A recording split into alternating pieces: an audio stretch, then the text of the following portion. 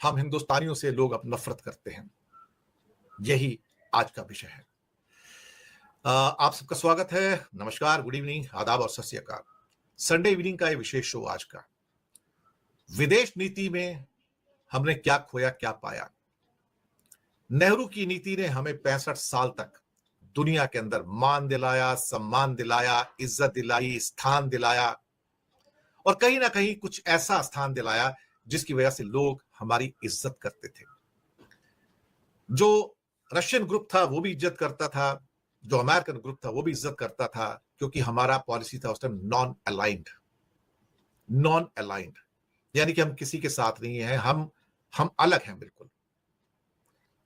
देश के हित में जो फैसले होते थे उचित होते थे और कोई हमसे नफरत नहीं करता था।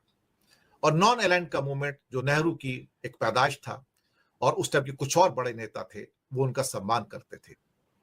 ये वो वक्त था जब पंडित नेहरू को एयरपोर्ट पे लेने के लिए कैनेडी साहब आया करते थे, जो उनके अमेरिका के राष्ट्रपति थे। ये वो वक्त था कि उससे पहले दूसरे जो राष्ट्रपति थे वो भी नेहरू को लेने के लिए अपने एयरपोर्ट पे आते थे वॉशिंगटन डीसी के अंदर। क्या उसके बाद कभी ऐसा हुआ कि किसी हमारे प्रधानमंत्री को लेने के लिए कभी अमेरिका का कोई राष्ट्रपति एयरपोर्ट पे आया हो? नहीं साहब। अपने कोई एक खास क्या कहते हैं रिप्रेजेंटेटिव को भेज देते हैं, मिनिस्टर को भी नहीं, ऐसे एक प्रोटोकॉल अफसर को भेज देते हैं कि जाओ भैया उनको रिसीव कर लो वहां पे। आप सोचिए, वो एक सम्मान था। वो एक शख्स थे जिन्होंने भारत के अंदर IIT, IIM, CSIR, atomic energy, space की इन सब की बुनियाद रखी। ललित कला एकेडमी, साहित्य एकेडमी, इसकी बुनियाद रखी। देश में विज्ञान की बुनियाद रखी। देश के अंदर वो बुनियाद रखी जिसके बेस पे हम दुनिया में एक आदर्श देश के रूप में जाने गए, जहां पर आदर्श शिक्षा नीति थी, जहां बच्चों को पढ़ाना पहले था, बच्चों की हेल्थ के बारे में पहला सोचना था। हम गरीब थे लेकिन इच्छा शक्ति थी, और वहां से हमने सैकड़ों हजारों ऐसे वैज्ञानिक निकाले, इंजीनियर्स निकाले, एक्सपर्ट्स निकाले, डॉक्टर निकाले, जिनका दुनिया में सम्मान हुआ। और आज अमेरिका के अंदर, ब्रिटेन के अंदर, या दुनिया में जो आज हमारे बड़े बड़े एक्सपर्ट्स आप देखते हैं अलग अलग विषयों के, वो एक्सपर्ट्स उन्हीं आईआईटी और आईएम में से निकल कर गए हैं, कहीं और से नहीं। और वो मोदी के राज से नहीं निकले थे, वो नेहरू के राज से निकले थे, इंदिरा गांधी के राज से निकल के गए। उन्होंने अपने आप को एस्टेब्लिश किया, हिंदुस्तान का नाम ऊंचा किया। लेकिन कुछ लोगों को ऐसा लगता है कि हिंदू राष्ट्र के सो कॉल्ड जामे के अंदर हम एक नया हिंदुस्तान बनाएंगे, एक ऐसा हिंदुस्तान जिससे दुनिया प्यार करेगी, दुनिया जिसका झुक झुक के सलाम करेगी। एक्चुअली ऐसा हिंदुस्तान बनाना चाहते जिसके डर के कारण दुनिया उसके सामने झुक कर सलाम करे।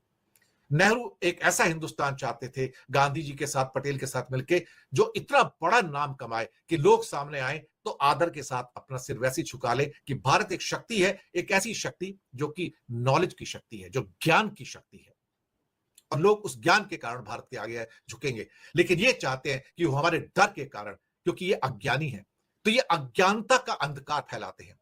जहां नेहरू ज्ञान की रोशनी फैलाते थे, ये अज्ञानता का अंधकार फैलाते हैं। ये डरे हुए लोग, इन्हें डर लगता है कि मैं अपनी डिग्री जनता को कैसे दिखाऊं।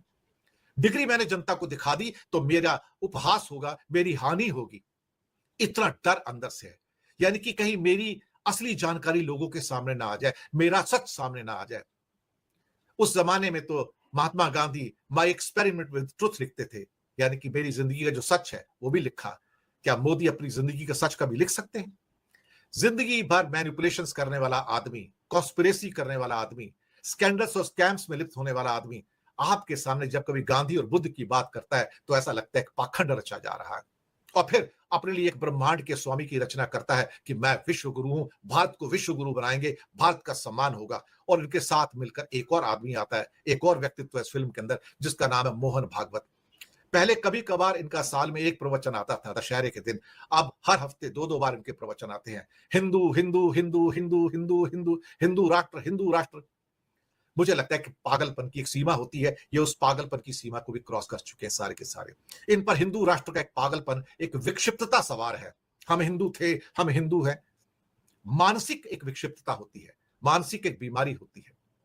और फिर विश्व गुरु अपने आप को सबसे बड़ा, और अल्टीमेटली विश्व गुरु कहां गिरता है वो आपके सामने है। हमने पपियों और जफियों वाली फॉरेन पॉलिसी अपनाई कि हम इंडिविजुअल फॉरेन पॉलिसी अपनाएंगे, और दिखाना शुरू कर दिया कि हमारे पास 8,500 करोड़ के हवाई जहाज हैं। तुम्हारे मामा जी अपने घर से पैसे थोड़ी लाए थे, ये तो हमारा जनता का पैसा था जिसके हवाई जहाज आपने कन्वर्ट कर लिए। हमारी वो औकात नहीं थी कि हम इतने बड़े 2 हवाई जहाज रख सकें, लेकिन आपने बनवाए। हमारी औकात नहीं है कि आप 20 करोड़ की गाड़ी में घूमो, लेकिन आप घूमते हैं क्योंकि आपको मुफ्त का पैसा मिलता है, आपने पैसे नहीं खर्च करने हैं, आपको लग्जरी में जीने की आदत है। आप लाखों रुपए के हैट्स पहनते हैं, आप लाखों रुपए का पेन लगाते हैं, आप लाखों रुपए का चश्मा लगाते हैं, आपकी वेशभूषा लाखों रुपए की होती है। आप एक ब्रांडेड प्राइम मिनिस्टर हैं साहब।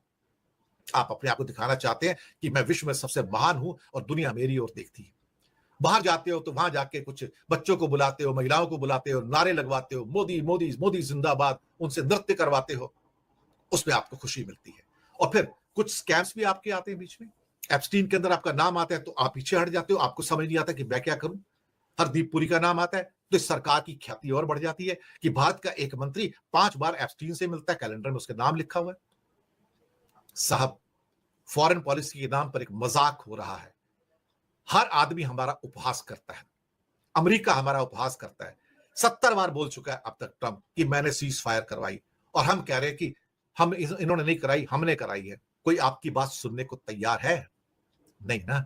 वो बोल रहा है, तुम सुन रहे हो। तुमने कहा कि हम रशिया से तेल खरीदते रहेंगे, हमारी मर्जी है। उन्होंने सैंक्शन लगा दिया रशियन कंपनी के ऊपर, आप खरीदो तेल, अब आपका तेल निकाला जा रहा है यहां पर। अब आपकी हिम्मत कहां चली गई? फिर जयशंकर कहते हैं कि कुछ लोग हमारे रास्ते में दीवार खड़ी कर रहे हैं, उनको नुकसान होगा। भाई साहब, नुकसान होगा तो होगा, तब की तब देखेंगे। लेकिन यहां पर तो सवाल सारे ये उठ रहे हैं कि आप विदेश नीति में क्या कर रहे हो। आप दरअसल बड़बोलापन करते हैं। आपको समझ नहीं आता कि आपके सामने कभी टोस्ट रेज किया जाता है। बाइडेन साहब टोस्ट रेज कर रहे थे, मोदी के हाथ में भी ग्लास था, और वो उसके बाद कोई बात करते बाइडेन तो हंसना शुरू हो जाते। इन्हें समझ नहीं आता कि हंस क्यों रहे हैं।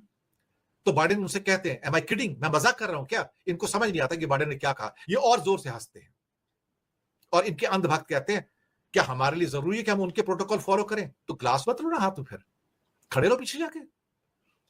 तो एक किस्म से हमारी जो एक गंवारू सो कॉल्ड इमेज जो बाहर जाती है, वो सबको पता है ना। अल्टीमेटली ये सारी की सारी चीजें जो कि मैन मैनेज्ड है, और करोड़ों अरबों रुपए लगा के वो सारे लोग जो एयरपोर्ट पे इकट्ठे किए जाते हैं मोदी मोदी के नारे लगाने के लिए, वो आपको गुडविल नहीं देते। अगर आप उनके अखबारों में जाके देखो तो वहां पे इंडिया फिगर नहीं करता, मोदी फिगर नहीं करता। बल्कि ऑफ लेट अब ऐसा हो गया कि हम भारतीयों ने वहां जाके भी अपने सैफरन झंडे उठाने शुरू कर दिए, यानी कि भगवा झंडा वहां भी उठा लिया, और भगवाकरण के चक्कर में हमने अपनी भद पिटवा ली। हालात ऐसी हो गई, हमने कमला हैरिस को हरवा कर हमने ट्रंप के नारे लगवा दिए वहां पर, अब की बार ट्रंप सरकार, और भारतीयों ने वहां वोट कर दिया। अब जब बाहर निकालने की बारी आई, ग्रीन कार्ड कैंसिल करने की बारी आई, तो सबकी घिग्गी बधी हुई है। रो खन्ना जो वहां के एमपी भी है, कहते हैं अब वहां कहां सारे इंडियन कहां चले गए, भगवा इंडियन जो पहले ट्रंप ट्रंप के नारे लगाते थे, अब सब चुप होके बैठे हैं। मोदी की खुद की घिग्गी बंधी हुई है। जयशंकर बोलते बोलते रुक जाते हैं, उनको मालूम है कि ट्रंप रोज हमको मारता है, भिगो भिगो के मारता है, और हम कुछ नहीं कर पाते। वो चाहता है कि हम तेल बंद कर दें, हम तेल बंद कर देते हैं। वो चाहता है हम उसके साथ व्यापार बंद कर दें, हम बंद कर देते हैं। उसके बाद जब पुतिन आते हैं तो डर इतना है ट्रंप का कि मोदी के चेहरे की हवाइयां उड़ी हुई कि पुतिन आ गया, उससे मैं क्या कहूं। और फिर उसके आने से 2 दिन पहले 8,000 करोड़ की डील करते हैं और 24 सी हॉक रोमियो हेलीकॉप्टर खरीदने का सौदा कर लेते हैं। लेकिन पुतिन के साथ सौदा नहीं करते। सिर्फ एक स्टेटमेंट आता है कि हाँ, डिफेंस में हम कोऑपरेशन करेंगे। काय का कोऑपरेशन साहब, जमीन पे क्या है? एक डरा हुआ प्रधानमंत्री भारत की रक्षा नहीं कर पाता। नेहरू डरते नहीं थे। एनालिस्ट का ये कहना है कि अब हर कोई हिंदुस्तान से जो है नफ़रत करता है। पूरी दुनिया में जितने भी मुल्क हैं वो हिंदुस्तान से नफ़रत करते हैं, क्योंकि हिंदुस्तान की जो पॉलिसी है वो अब बिल्कुल बदल चुकी है। हिंदुस्तान की पॉलिसी ख़राब हो चुकी है जब से ये जो मोदी सरकार है ये इक़्तिदार में आई है। पूरी दुनिया में जो है वो हिंदुस्तान की इज़्ज़त जो है वो कम हो गई है, ख़त्म हो गई है। हिंदुस्तान को हर कोई जो है वो नफ़रत करता है, हिंदुस्तान की हर कोई बेइज्जती करता है।